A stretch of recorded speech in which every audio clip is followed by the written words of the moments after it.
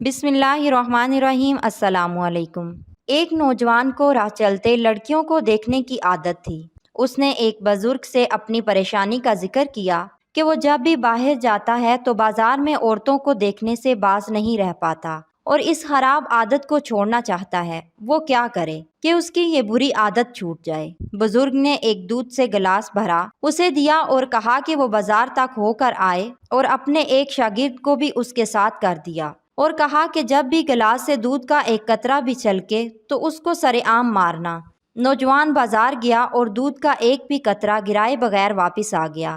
بزرگ نے نوجوان سے پوچھا کہ تم نے بازار میں کتنی عورتوں کو دیکھا؟ نوجوان نے جواب دیا کہ میں نے کسی کو نہیں دیکھا، کیونکہ میری ساری توجہ دودھ کے گلاس کی جانب مرکوز تھی اور میں ڈر رہا تھا کہ دودھ کا قطرہ گرا تو سب کے سامنے میری پٹائی ہو جائے گی۔ یہ سن کر بزرگ نے کہا کہ یہی حال ایک سچے مومن کا ہے۔ ایک سچا مسلمان اللہ سے ڈرتا ہے اور قیامت کے دن سب کے سامنے شرمندہ ہونے سے ڈرتا ہے، اور ایمان والے کوئی گناہ کرنے سے ڈرتے ہیں کیونکہ ان کی توجہ آخرت میں ہر عمل کا جواب دینے کی طرف ہوتی ہے۔ اللہ تعالیٰ نے قرآن پاک میں ارشاد فرمایا، جس کا مفہوم یہ ہے کہ ایمان والوں سے کہہ دو کہ اپنی نگاہیں نیچی کر لیں تاکہ وہ پاک رہیں، بے شک اللہ پاک ہر چیز سے باخبر ہے جو یہ کرتے ہیں۔